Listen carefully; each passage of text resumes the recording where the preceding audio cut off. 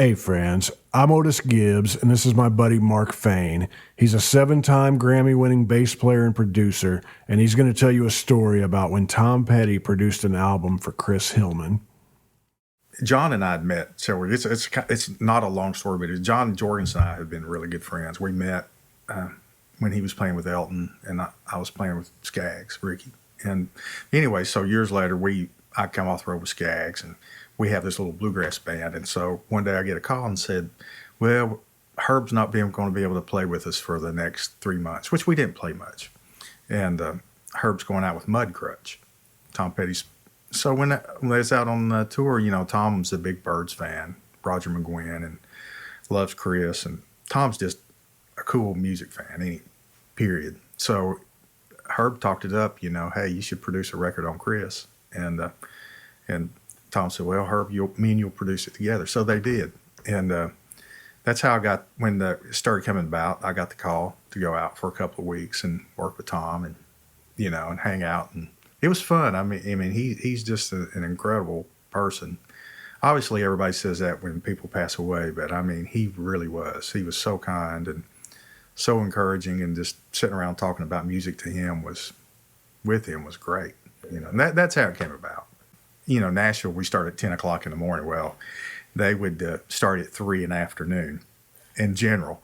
And so I was already there, and I was set up, and, and Tom just walks in, and I'm like, I just start laughing. I just, I don't know what to say because, but, he was just so nice. He came over and shook hands and introduced himself, that was one of the funniest things to me about Tom is he would tell you things like, he was just a regular guy working down at the gas station. He would tell you stuff about him that, of course, I knew you were in a band with George Harrison, and stuff like that. So it was great. I mean, I can't say enough good things about him and that experience. One of we recorded at the Clubhouse, which is where I guess the Heartbreakers have done their last several albums and rehearsed there. And there would be like 30 foot of Rickenbacker 12 strings. And then there would be another 30 foot of early 60s Telecasters, and they would just be stacked up. There would be 50 of them stacked up. And then so, Tom got to showing me guitars, and I was looking at the 12 strings, and I said, well, which one is the damn torpedoes? Because there were 20 red ones. And he gets a ladder and gets up there and grabs it down and shows it to me and lets me play it, and so that was pretty cool. How did it play? Great. I mean, there were all Chenner, the guy that has always been Tom and Mike's tech, was there. Had their tech, and all their crew was just kind of helping around with the studio for whatever we needed. And Chenner is a great guy. I guess he's out with Fleetwood Mac now, and with those guys. But he, I mean, everything that Chenner does is just perfect, I mean, just top notch and taking care of you and stuff. So, I mean, he has a great organization for, to have the same crew for 40 years, and the same guys that work for you. I mean, that says a lot about somebody. So the second day we're recording, I go in, I get there early, I'm there 2 o'clock. Nobody's there except some of the crew. And I go over to the coffee pot, and right next to the coffee pot was the Statler Brothers album, Lester Roadhog Moran and the Cadillac Cowboys. And I took a picture of it. And man, what is this record doing? That's incredible. And then so Tom comes in, a little bit later, and I said, hey, I got to ask you something. I said, the album next to the coffee pot, the Roadhog, I said, do you know that record, or is that just something you stuck up there? He says, no, man. He said, that's mine and the Heartbreakers' favorite album. He said, when we moved out to California and all rode out, he said, we would sit and quote that whole album and listen to it on a cassette driving out from Florida. And he says, we can quote that whole record. And so Tom started quoting the whole record, I just thought that was a cool thing, so that's kind of how I knew that, hey, this is somebody I want to be around, Well, the Lester Roadhog Moran and Cadillac, if you don't know that record, by all means, get out and get it. It's a comedy record that the Statler Brothers did.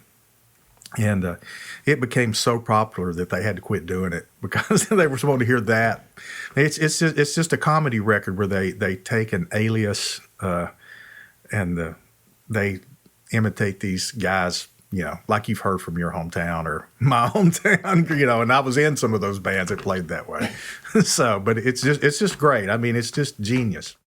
He told me that he was at this restaurant in LA, I guess it was, and he said, "This is the best coffee I've ever had." He said something, and they took him back to the kitchen, and the guy said, "Well, it's Maxwell House." And he says, "But this is how you have to make it."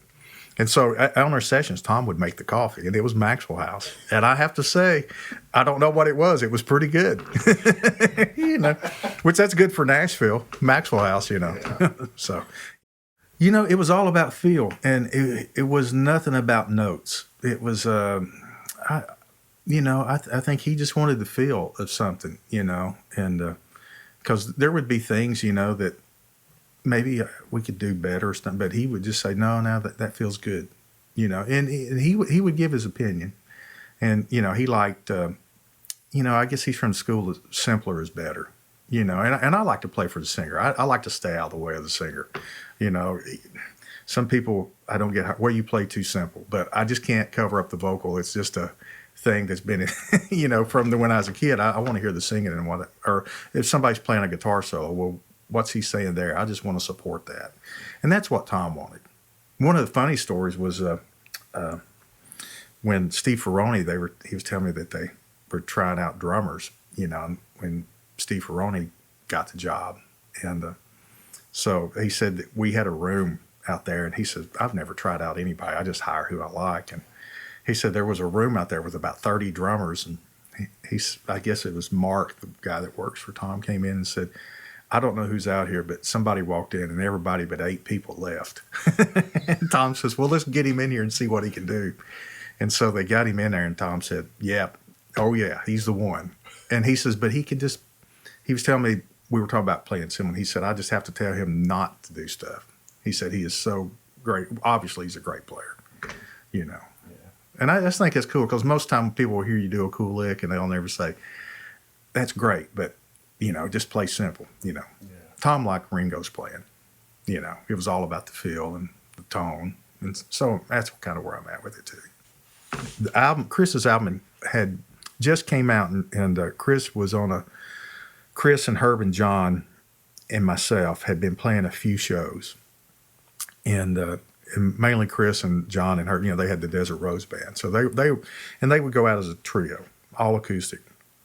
But I had went on vacation and my wife and I went to Italy, and we were in Rome, and I got to get a call from maybe Herb, or I don't know if it's Mark Carpenter, or anyway, I think it may have been Herb, and just said, hey, don't believe what you hear about Tom. I'm like, what, have my phone been hacked? What are you talking, And he said, well, he said, Tom's in the hospital, but he's going to be okay. And then so about 30 minutes later, we get a call that he had passed away. And we were in Rome, and, it was just devastating because we were actually flying home to rehearse, and we were going to play with Chris at the Troubadour, Hillman. And Tom was going to play, and I think Steve Ferrone and, and John and Herb. And so, just, it was devastating, really. I mean, it didn't happen. And we ended up a few months later doing like a kind of a memorial service for Tom and playing the record, David Crosby was going to come out.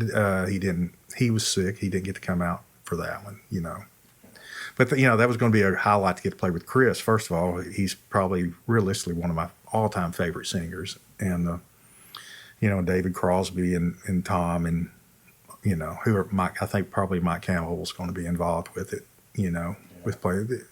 From what I understood, it was just going to be the guys that played on Chris's record.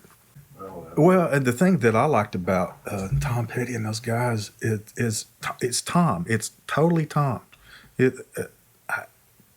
I get it. I mean, I really do think that it was Tom and Mike Campbell. But Tom wanted something that you could latch on to. He wanted, Nashville has gotten away from, when I grew up, as soon as the song started, you knew that guitar riff, and that was kind of the thing through the song, and that's what carried that song. And it's not like that anymore. But Tom Petty and those guys kept that going. When you heard the first two bars, you knew what song it was. And that's what I miss about a lot of music. Was Mike Campbell involved in any of this? Mike played on the record, but he wasn't there when I tracked. I think he may have overdubbed, and so did Ben Mott. And but when Bud Crutch came to town, Jessica and I went out to eat with Mike, and it was fun. It's a good stories and stuff. So, I mean, I love those guys are so, I mean, they're just incredible. I think they're probably get shot for saying this, but to me, Tom Petty was probably the last great American rock and roll band. I mean, there's a lot of bands that I'm into now, but that are new bands that are great, but I don't know if they'll have the thing that Tom had, the wealth of music that they continually put out, in songs. If you enjoyed this video and you'd like to see more like it, subscribe to my channel, click the like button, and I'll see you somewhere down the road. Much love to you.